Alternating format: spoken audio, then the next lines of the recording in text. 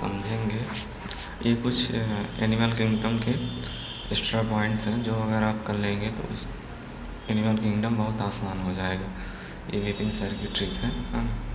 तो जैसे हम डाइजेशन के बारे में पढ़ेंगे, तो जब डाइजेशन में इंट्रासेल्यूलर और एक्स्ट्रासेल्यूलर आता है तो डाइजेशन की ट्रिक है IV3। तो आई मतलब फर्स्ट में आ जाएगा पोरीफेरा, फिर B3 में बाथ में इंट्रासेल्यूलर प्लस एक्स्ट्रासेल्यूलर आ जाएगा, जो कि सिलेंटेटा, टीनोफोरा, प्लेटीहेल्मिन्थेस में होता है। अब बाकी जितने भी बचे उनमें एक्स्ट्रासेल्यूलर होता है ना। तो इससे आप पोरीफेरा, सिलेंटेटा, टीनोफोरा, प्लेटीहेल्मिन्थेस के अलावा जितने होते हैं सब में एक्स्ट्रासेल्यूलर डाइजेशन होता है। बाकी फर्टिलाइजेशन में एक्सटर्नल फर्टिलाइजेशन और इंटरनल फर्टिलाइजेशन। तो एक्सटर्नल फर्टिलाइजेशन की ट्रिक है CC हेमा इको। तो इसमें आ जाता है सिलेंटेटा, टीनोफोरा, हेमिकॉर्डेटा, इकाइनोडर्मेटा, इनमें एक्सटर्नल फर्टिलाइजेशन होता है। और फिर BAM बम, तो इनमें होता है bath in Annelida and Mollusca. B से बाथ, A से एनालिडा, M से मोलस्का। फिर रेस्ट में आ जाता है इंटरनल फर्टिलाइजेशन।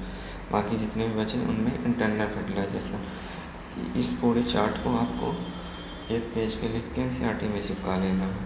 फिर डेवलपमेंट में आ जाता है इनडायरेक्ट और डायरेक्ट। इनडायरेक्ट मतलब पैदा हुआ और डायरेक्ट बड़ा हुआ, और इनडायरेक्ट मतलब थ्रू लार्वल स्टेज, मतलब कई स्टेज के थ्रू फिर बड़ा हुआ। पहले लार्वा बनता है, फिर एडल्ट बनता है ना।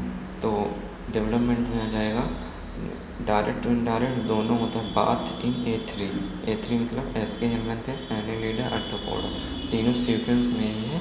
तो इन तीनों में दोनों डेवलपमेंट होते हैं। बाकी के जितने भी बचे उनमें डायरेक्ट इनडायरेक्ट डेवलपमेंट होता है, जितने भी नॉन कॉर्डेट्स हैं। ध्यान रखना ये नॉन कॉर्डेट्स की ट्रिक है, कॉर्डेट्स में नहीं लगेगा, है ना। इनडायरेक्ट डेवलपमेंट होता है जितने भी बचे इन तीनों के अलावा उनमें लार्वा प्रेजेंट होता है।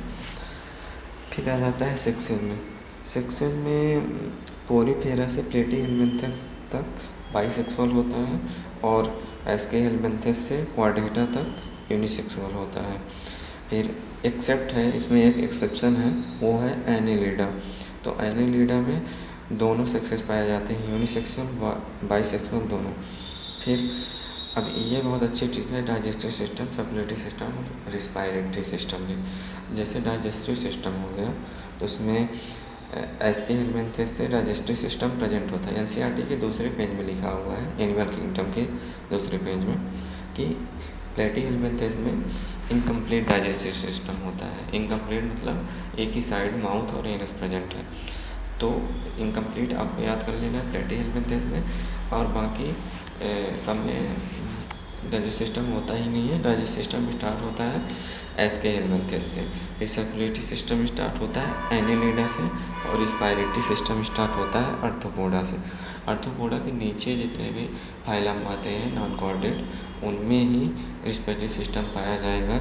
सर्कुलेटरी सिस्टम उनमें पाया जाएगा जितने एनेलिडा से नीचे आते हैं, ऊपर वालों में नहीं पाया जाएगा। डाइजेस्टिव सिस्टम उनमें पाया जाएगा जो एस्के हेल्मिन्थेस और उसके नीचे आते हैं, उसके ऊपर नहीं पाया जाएगा। तो जब भी क्वेश्चन आए तो आप इसको थोड़ा सा लिख के वहाँ पे सोच सकते हैं, आपके लिए आसान होगा। फिर अब यूनिसेक्सुअल बाइसेक्सुअल को देख लेते हैं। तो यूनिसेक्सुअल मतलब डाइओसियस, डाई मतलब दो, ओसियस मतलब बॉडी। तो दो बॉडी होती हैं, मतलब सेक्सेस अलग अलग प्रेजेंट होते हैं दो बॉडी में। तो यानी कि सिंगल सेक्सेस सेपरेट होते हैं। बाइसेक्सुअल या हर्माफ्रोडाइट या फिर मोनोइसियस भी बोलते हैं। मोनो मतलब एक, इसियस मतलब बॉडी। तो एक ही बॉडी में मेल और फीमेल दोनों साथ में प्रेजेंट होते हैं।